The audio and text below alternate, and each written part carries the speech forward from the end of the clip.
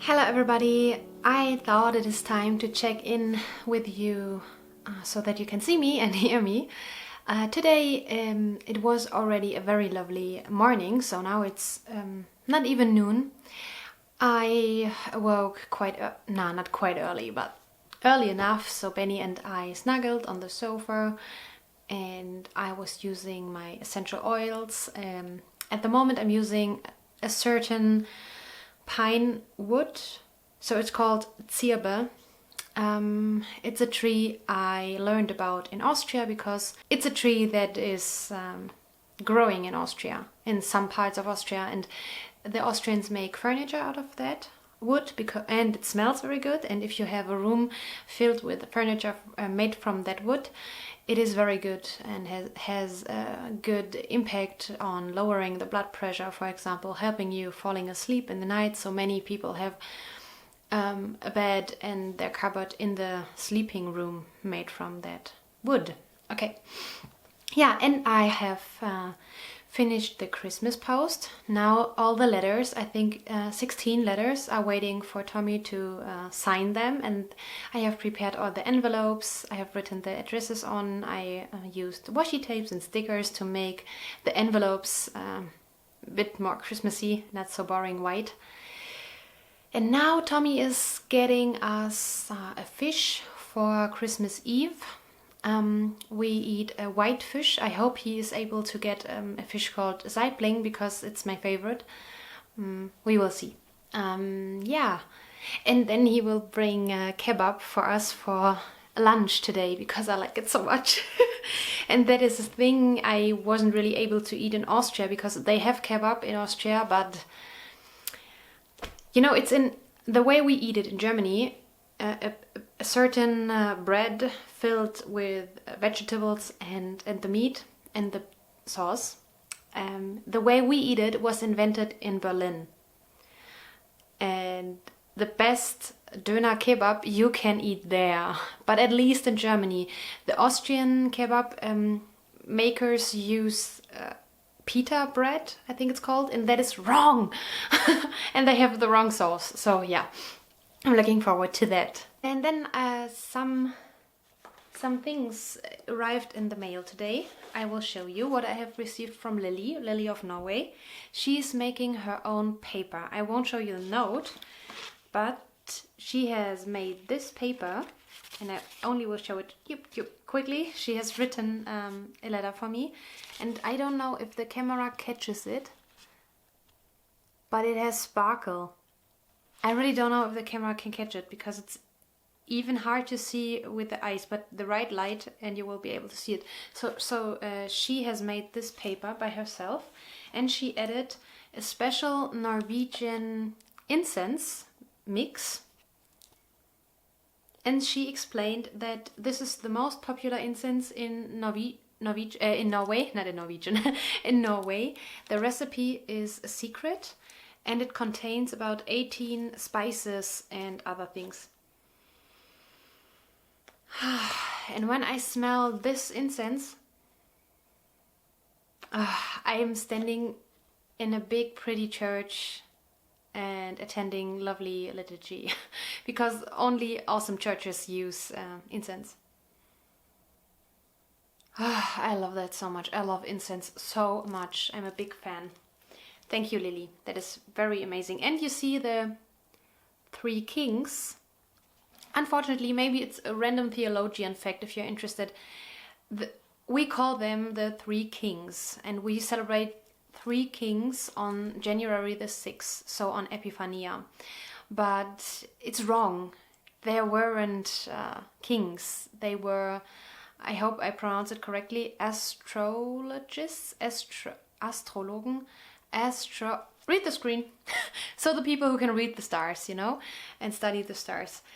It's simply a mistake in translation, because the Greek word magos can be mistaken with the German translation for king. So they were just wise men, three wise men. They studied the stars. They weren't kings, but we all call them the three kings. And so Kaspar, Melchior and Balthasar. from Persia. Yeah, so you always see them with crowns and so on. And they gifted the baby Jesus gold, incense and myrrhe. I don't know if there is an English word for that. Myrrhe is pretty much the same as incense, but they have they have a symbolic meaning, you know. Gold for the king, incense for the priest, and myrrhe, I hope there's something you can read on the screen, is for the prophet, for his sacrifice he brings. So it's the three presents have a meaning. Yeah, and I guess the three names too: Kaspar, Melchior and Balthasar. And another very lovely smelling thing arrived from Leipzig. Leipzig is very close to us, and there is a coffee shop. No, it's not a coffee shop. When they make the coffee, you know, Rösterei in German. So read the screen. It's called Ganos, and they make our most favorite coffee. And for coffee snobs, I guess it's horrible what I say now, because it is coffee with aroma. It is hazelnut coffee. And for me, this hazelnut coffee... Oh, I opened the box and it smells so amazing. For me, this coffee is not only delicious and smells good because I love hazelnut, I have connected a very strong and important memory to that. When Tommy and I fell in love, the first thing he gifted me after we saw each other the second time, so we saw each other and then we wrote messages and phoned a lot and so on, and we fell in love. And then the first time meeting each other again, he gifted me a package of this coffee, because we talked about it in all of our phone calls and so on. And always so then we had to leave each other again. I had to go to Austria, so to my home again, and he was in Germany again. And always when I smelled this coffee, it stayed in my bag to remind me of him. I smelled it and thought, he is so awesome, he is so precious, I love him so much, oh my gosh. It is so exciting. And yeah, so I connect very much with this coffee. Yeah. And we drank it when we meet the second time we met again.